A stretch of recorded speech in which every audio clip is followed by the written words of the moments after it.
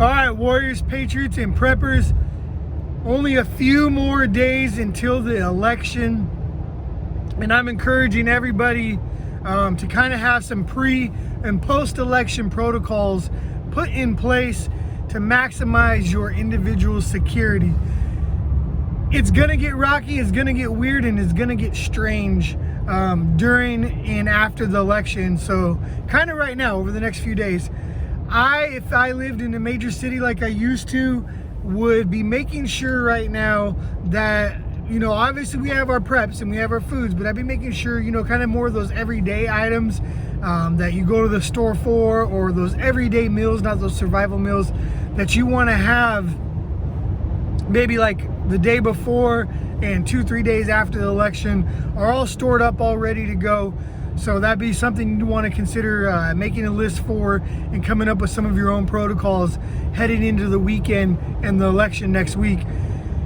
I would be very wary about going out. I've seen lists, I've had lists sent to me by people of cities that Antifa plans on attacking. They put out the list of Trump donors, so people have a kind of a play-by-play list or person-by-person list of who they could go and attack or terrorize for voting for Trump. And on the flip side, if Biden wins, I don't think it's going to be super peaceful either.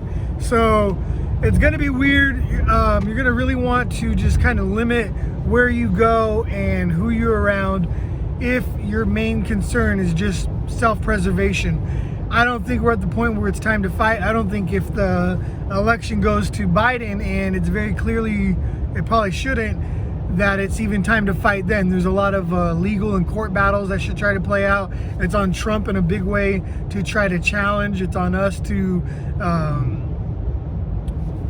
you know, call out the fraud if we believe there is any, or it's on us as Americans just to accept those results, make them pay at the ballot box, make them pay by our non-compliance if they start implementing laws that are unconstitutional, which the Obama-Biden administration already did. The Supreme Court ruled that Obamacare was unconstitutional. A lot of people don't, you know, mention that or think about that, about the fact that an Obama-Biden administration passed and pushed through unconstitutional law. It happened. It's on record. So in a civilized society, in a civilized republic, not a democracy, there's going to be some aches and pains that we have to let take place in the court system. You know, they often say we have 4 boxes: the soap box, the ballot box, the jury box, and then the bullet box. And we are definitely not to the bullet box yet. We're probably rapidly approaching that, I think. But there's a lot to go, a lot to be said.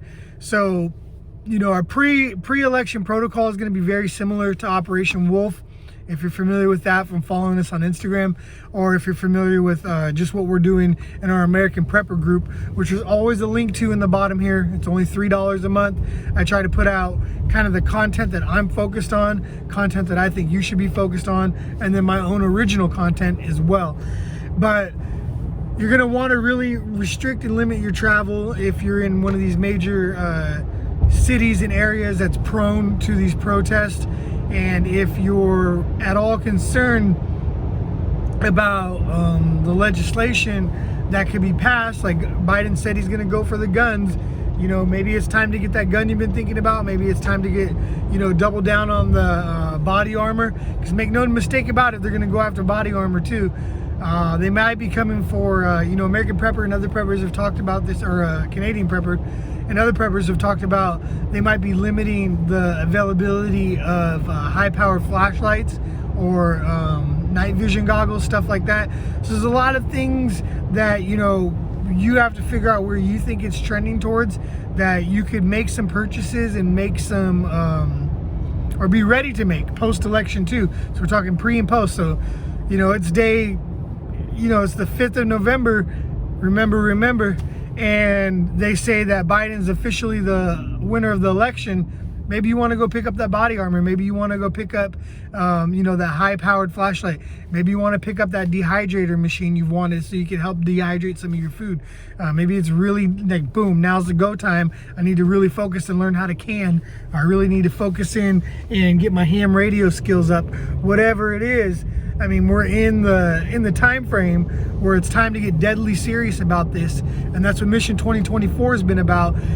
We have 4 years to get ready for Trump no longer being here, or for there to be 4 years of some other administration. At the time, we didn't even know when we started this who was going to be the front runner for the Democratic Party, but we know what the overall Democratic Socialist agenda is and what their platform is, and it's not a prosperous one for a vast majority of the people.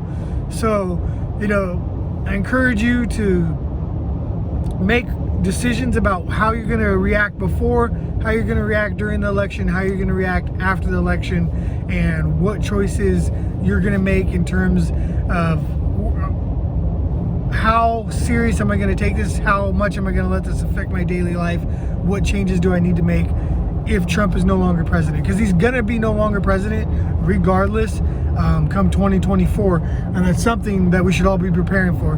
So be ready, stay prepared. Thanks for watching.